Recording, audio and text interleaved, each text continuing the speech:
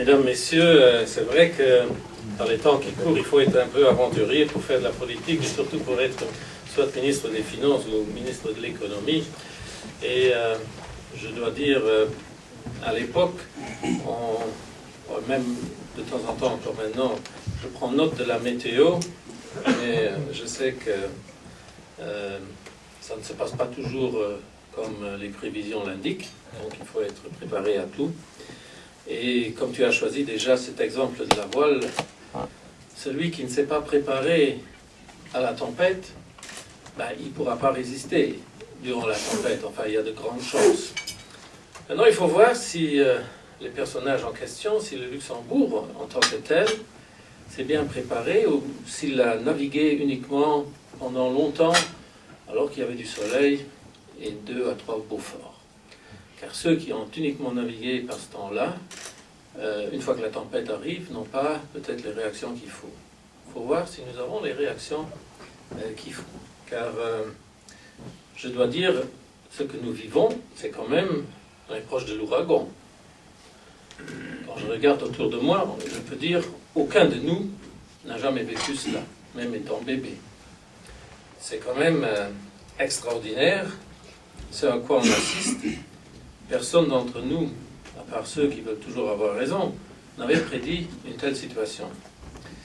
La rapidité, la brutalité et l'envergure de ce qui s'est passé, c'est quand même quelque chose, je dis d'extraordinaire, mais sans vouloir le souhaiter.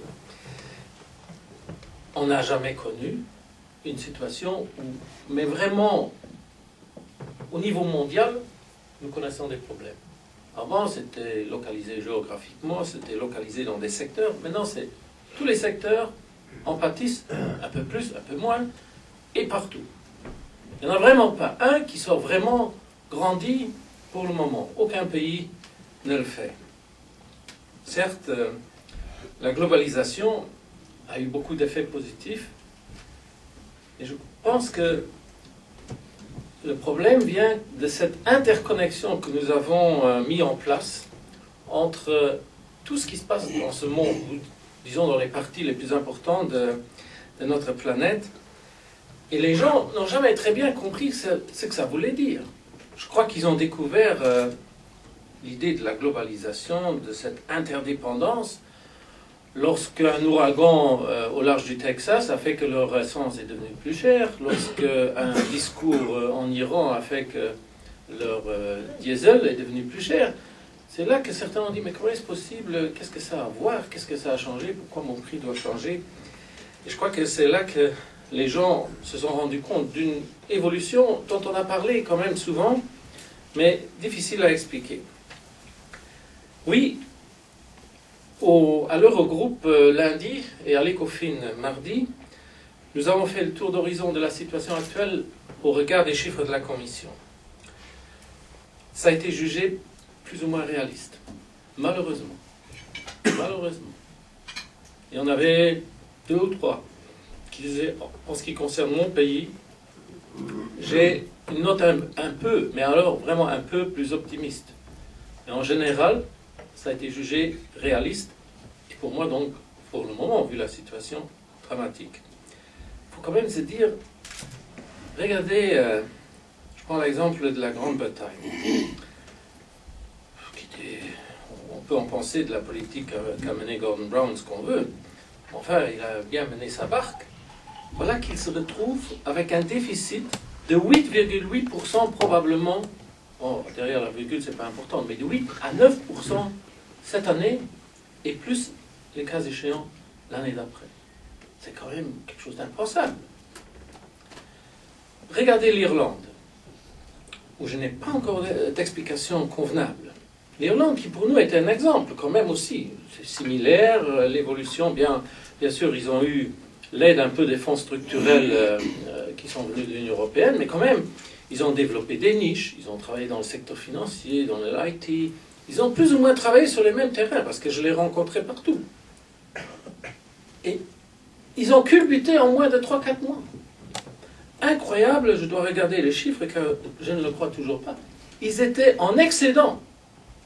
Ils se retrouvent maintenant avec 11, 12, 13% de déficit pour l'année prochaine. Et c'est quelque chose d'impensable il y a quelques mois. On n'aurait jamais cru qu'un tel pays, que la Grèce ait des problèmes, ils en avaient toujours. Non, mais on a toujours eu des problèmes à l'Eurogroupe avec leurs statistiques. Donc, on a toujours dit c'est des calculs. Mais qu'un pays tel que la Grande-Bretagne, tel que l'Irlande ait tellement de problèmes, sans parler bien sûr de l'Allemagne. L'Allemagne qui reste le moteur, qui reste le pays vers lequel on regarde quand même. Et l'Allemagne va se retrouver en récession, va se retrouver avec moins 3%, moins 4% de déficit. L'Allemagne qui a encore quelques mois a fait la leçon à tous ceux qui étaient tout près de la limite des 3%.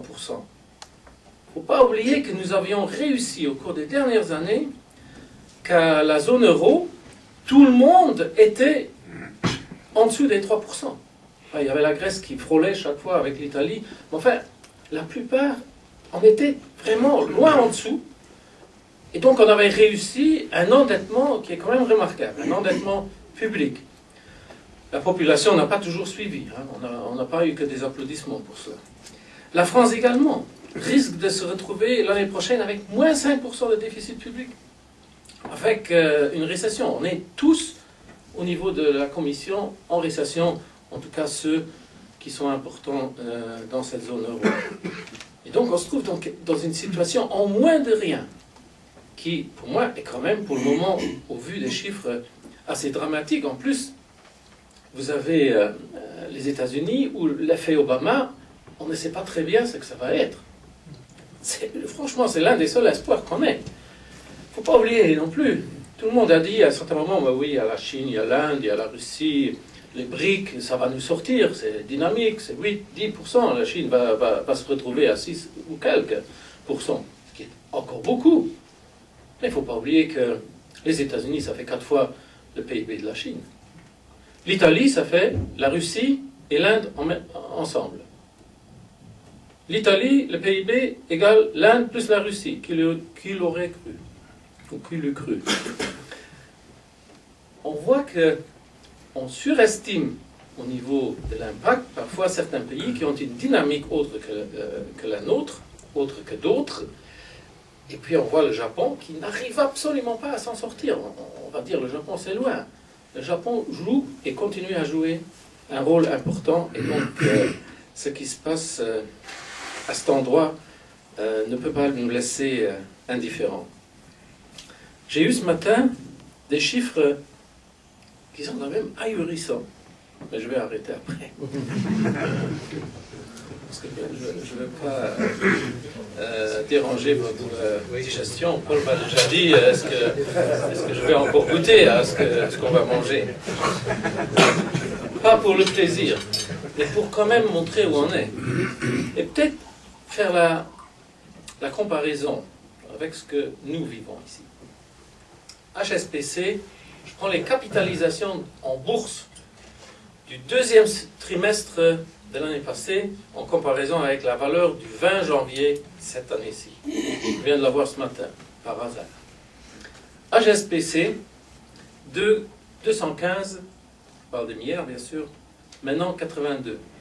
JP Morgan, 165, 68.